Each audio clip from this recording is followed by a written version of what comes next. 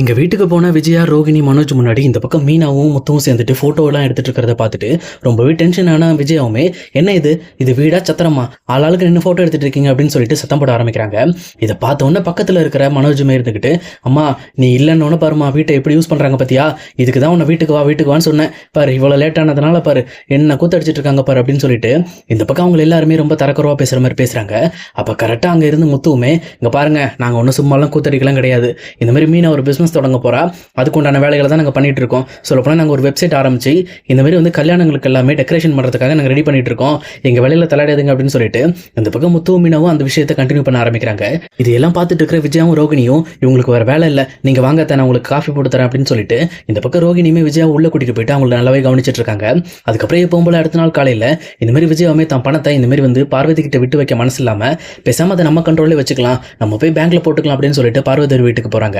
அங்கே போயிட்டு பார்வதி இந்த மாதிரி அந்த பணத்தை மட்டும் எடுத்துட்டு வா, நான் போய் பேங்க்ல போட்டு வச்சிடறேன், சொல்ல பணம் கையில் வச்சிருக்கிறது நமக்கு தான் ரிஸ்க் அப்படின்னு சொல்லிட்டு பார்வதிட்டு அந்த பணத்தையுமே கேட்குறாங்க.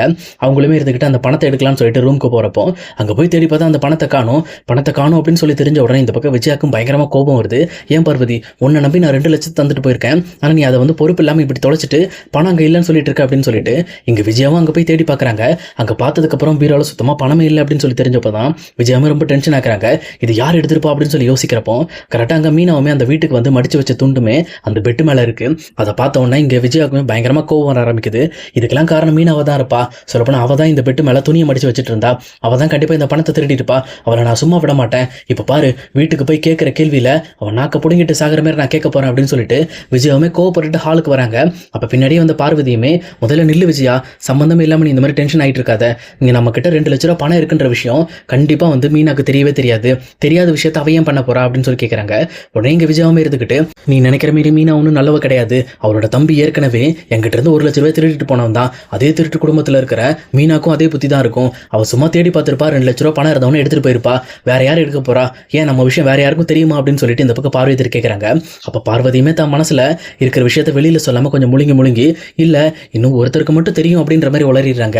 உடனே விஜயாவை யாருக்கு தெரியும் அப்படின்னு சொல்லி கேட்கும்போது, இந்த மாதிரி ரோகிணிக்கு தான் தெரியும், அன்னைக்கு ஒரு நாள் அவள் கிளைண்ட் மீட் பண்ணுறதுக்காக என் வீட்டு வழியாக வந்திருந்தா, அப்போ எங்கள் வீட்டுக்கு வந்து காஃபி குடிச்சிட்டு எனக்கு கொஞ்சம் ஷோல்டர் வலிக்கு அப்படின்னு ஒன்று அவள் மசாஜ்லாம் பண்ணி விட்டுட்டு இருந்தா, அப்போ தான் நான் தான் வாய் தவறி சொல்லிட்டேன், அது மட்டும் இல்லாமல் அவள் ரோகிணி கிட்ட நான் சொல்லிட்டேன், இந்த மாதிரி வந்து விஜய் யாருக்கிட்டையும் சொல்லக்கூடாதுன்னு சொல்லியிருக்காமா, இந்த விஷயம் எப்படி வெளியில் தெரியக்கூடாது, இதை நீ மறைமுகமாக வச்சுக்கணும்னு சொல்லிட்டு நான் ரோகிணிக்கிட்டையும் சொல்லிட்டேன், அதனால ரோகிணியால் வெளியில் போக வாய்ப்பில்லை. ஆனால் இதில் இன்னொரு முக்கியமான விஷயம் என்ன அப்படின்னா, நம்மக்கிட்ட பணம் 2 லட்சம் இருக்குன்ற விஷயம் அந்த வக்கீல் அப்புறம் நீ நான் என்ன தவிர ரோகிணிக்கு மட்டும்தான் தெரியும், நம்ம 4 பேருக்கு மட்டும் தெரிஞ்ச விஷயத்தில் கண்டிப்பாக வேற யாரும் வந்து கை வைக்க முடியாது அப்படின்னு சொல்லி சொல்கிறாங்க. அப்படி இருந்தாலுமே எங்கள் விஜயாவுமே, அப்படிப்பட்ட பணக்கார வீட்டில் பிறந்த பொண்ணு என் பணத்துக்கு ஆசைப்பட போகிறாளா, என் பணத்தையும் தொலைச்சிட்டு நீ சொல்கிற மாதிரி அந்த மீனாவை சந்தேகப்படாமல் நான் ரோகிணியை கூப்பிட்டு வச்சு பேசணும்னு நினைக்கிறியா, நீ சொல்கிற மாதிரிலாம் பண்ண முடியாது. ஆனால் நீ சொன்னதில் ஒரு விஷயம் இருக்குது, நான் வீட்டில் போய் கண்டிப்பாக மீனாவை கூப்பிட்டு பேசுனேன்னா என்கிட்ட பணம் இருந்துச்சு எப்படி வந்துச்சுன்னு சொல்லி தேவையில்லாத கேள்வி கேட்டு என்னை ஒரு வழி ஆக்கிடுவாங்க, நான் மீனாவை இங்கே வர வைக்கிறேன் அப்படின்னு சொல்லிட்டு எங்க விஜயாவுமே மீனாக்கு கால் பண்ணி முதல்ல வந்து பார்வதியோட வீட்டுக்கு வா அப்படின்னு சொல்லி வர வைக்கிறாங்க. அப்போ மீனாவும் என்னத்த அப்படின்னு சொல்லி கேட்குறப்போ, ஒரு முக்கியமான விஷயம், முதல்ல நீங்க வா அப்படின்னு சொல்லிட்டு அவசரமா அவங்கள வர வைக்கிறாங்க. அப்போ மீனாவுமே இருந்துக்கிட்டு, இங்க என்னத்த எதுக்காக கூப்பிட்டீங்க, ஏதோ பிரச்சனையா அப்படின்னு சொல்லி கேட்குறாங்க. ஆனால் விஜயாவும் இருந்துட்டு, எல்லா பிரச்சனையும் நீ பண்ண வேலை தான், அன்னைக்கு ரூமுக்கு போனியே எதுக்காக பார்வதியோட பணம் 2 லட்சத்தை நீ தூக்கிட்டு போன அப்படின்னு சொல்லி கேட்குறாங்க. இந்த பக்கம் பார்வதிக்குமே ஒரு நிமிஷம் ஷாக்கா இருக்கு, அவ என்னோட பணம்னு சொல்லிட்டு இருக்கா அப்படின்னு சொல்லிட்டு. அப்போ கரெக்டாக விஜயாவுமே பிளான் பண்ணி தான் சொல்லியிருக்காங்க, இந்த மாதிரி தாம் பணம் சொன்னா மாட்டிக்குவோங்கிறதுக்காக அதை பார்வதியோட பணம் அப்படின்னு சொல்லி சொல்றாங்க. அப்ப இந்த பக்கம் மீனாவுமே, அத்தை நான் ஏன் எடுக்க போறேன், நான் சும்மா துணி மட்டும் தான் வச்சுட்டு வந்தேன், அங்க பணம் இருக்கிற விஷயம் கூட எனக்கு தெரியாது அப்படின்னு சொல்லிட்டு இந்த பக்கம் மீனா எவ்வளவோ சொல்லி பாக்குறாங்க. ஆனா இது எதையுமே கேட்காத விஜயாவுமே மீனாவை ரொம்பவே அவமானப்படுத்துற மாதிரி பேசிட்டு இருக்காங்க. அப்ப கரெக்டா பார்வதி வீட்டுக்கு ஒரு மாசம் ஒரு என்ட்ரி கொடுத்து முத்துவுமே உள்ள வராரு. அப்ப கரெக்டா விஜயாவுமே அதை பார்த்துட்டு, எனக்கு தெரியும் நீ வர்றப்ப கண்டிப்பா முத்துவையும் கூட்டிட்டு வந்துருவேன்னு எனக்கு தெரியும் அப்படின்னு சொல்லி சொல்றாங்க. அப்ப மீனாவும் இருந்துகிட்டு, கண்டிப்பா அவர் வந்ததுக்கு எனக்கு எந்த சம்மந்தமும் இல்லை, நீங்க வேணா கேட்டு பாருங்க அப்படின்னு சொல்லி கேட்கறாங்க. உடனே முத்துமே இருந்துட்டு, நான் இங்க வந்ததுக்கும் மீனாக்கு இந்த சம்மந்தமும் கிடையாது, நான் கடைக்கு போனா மீனா இந்த மாதிரி வந்து பார்வதி உங்க வீட்டுக்கு போயிருக்காங்கன்னு சொன்னாங்க, அதனால பார்க்க வந்தேன், என்ன பிரச்சனை, எதுக்காக மீனாவை போட்டு திட்டிட்டு இருக்கீங்க அப்படின்னு சொல்லி கேட்கறாங்க. அப்ப இந்த பக்கம் விஜயாவுமே ரொம்ப கோபத்தோட, பார்வதி அவளோட பீரோல 2 லட்ச ரூபா பணம் வச்சிருக்கா, இன்னைக்கு மீனா தான் வந்து அன்னைக்கு துணியெல்லாம் மடிச்சு வச்சுட்டு இருந்தா, அதுக்கப்புறம் அந்த 2 லட்ச ரூபா பணத்தை காணும், யார் எடுத்திருப்பா, இவ தான் எடுத்திருப்பா, ஒழுங்கா பணத்தை திருப்பி கொடுக்க சொல்லு அப்படின்னு சொல்லி சொல்றாங்க. இதை கேட்டோன்னு முத்துக்கு பயங்கரமா கோபம் வர ஆரம்பிக்குது. ஏன் மீனா குடும்பத்தை பார்த்தா உங்களுக்கு திருட்டு குடும்பம் மாதிரி தெரியுதா, அவங்களாம் அப்படி கிடையாது, அந்த சத்யா கூட 1 லட்ச ரூபா பணத்தை உங்ககிட்ட இருந்து திருடுறதுக்கு காரணம் நீங்கள் மீனாவை கொடுமைப்படுத்துனதுனால தான், வேற எதுக்காகவும் கிடையாது. அது உங்களை பழி வாங்குறதுக்கு மட்டும்தான். அவங்க திருடுறதே அவங்க பொழப்பே கிடையாது. முதல்ல புரியுங்களா? இந்த மாதிரி தேவையில்லாமல் மீனாவை நீங்கள் அவமானப்படுத்தக்கூடாது அப்படின்னு சொல்லிட்டு முத்துவுமே ஏற்று பேசிட்டு இருக்காங்க. அப்போ நீங்கள் அந்த பணத்தை எடுக்கல அப்படின்னா எதுக்காக நீங்கள் புதுசாக பிஸ்னஸ் ஸ்டார்ட் பண்ணுறதுக்கு எல்லாம் ரெடி பண்ணிட்டு இருக்கீங்க? அதுக்கு எங்கிருந்து வந்து உங்களுக்கு பணம் அப்படின்னு சொல்லிட்டு இந்த பக்கம் முத்துவே மீனாவை பார்த்து கேட்குறாங்க. அப்போ முத்துமே இருந்துக்கிட்டு, இங்கே பாருங்க, நாங்களே நிறைய விஷயம் கடன் வாங்கியிருக்கோம். கிட்டத்தட்ட என் வண்டியை மட்டும் தான் அடகு வைக்கல, அவ்வளோ பணத்தை ரெடி பண்ணி 5 லட்ச ரூபா வரைக்கும் ரெடி பண்ணி சத்யாவை காப்பாற்றுறதுக்காக அந்த வக்கீல்கிட்ட கொடுத்தோம். அந்த வக்கீல் வந்து உங்களை கன்வின்ஸ் பண்ணதுனால தான் இங்கே சத்யாவோட கேஸுமே வாபஸ் ஆச்சு.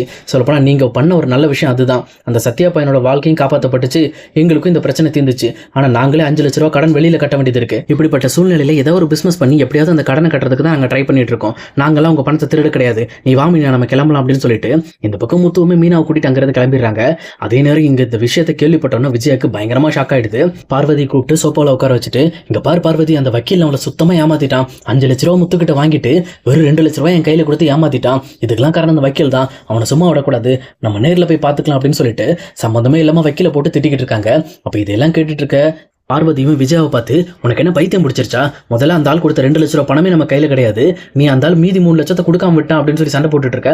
முதல்ல நான் அந்த 2 லட்சம் எங்கே போச்சுன்னு நம்ம கண்டுபிடிக்கணும். எனக்கு தெரிஞ்ச வரைக்கும் உன்னோட மருமக ரோகிணி தான் அந்த பணத்தை எடுத்திருப்பா. ஏன் அப்படின்னா, ஆல்ரெடி அன்னைக்கு நமக்கு ஸ்வீட் எல்லாம் வாங்கிட்டு வந்து கொடுத்தால, இந்த மாதிரி ஒரு கல்யாணத்துக்கு போயிருந்தா மேக்கப் போட்டு வரும்போது அங்கே நிறைய ஸ்வீட்டு பலகாரம்லாம் கொடுத்தாங்கன்னு சொல்லி நம்ம கொண்டு வந்து கொடுத்தா. அப்போ நீ நானும் கூட உட்காந்து சாப்பிட்டுட்டு இருந்தோம். அப்போ கூட இந்த மாதிரி வந்து ஒரு கால் வருது, முக்கியமான கால், நான் பேசுறேன் அப்படின்னு சொல்லிட்டு இந்த மாதிரி வந்து ரோகிணியுமே கால் பண்ணி பேசிட்டு இருந்தாங்க.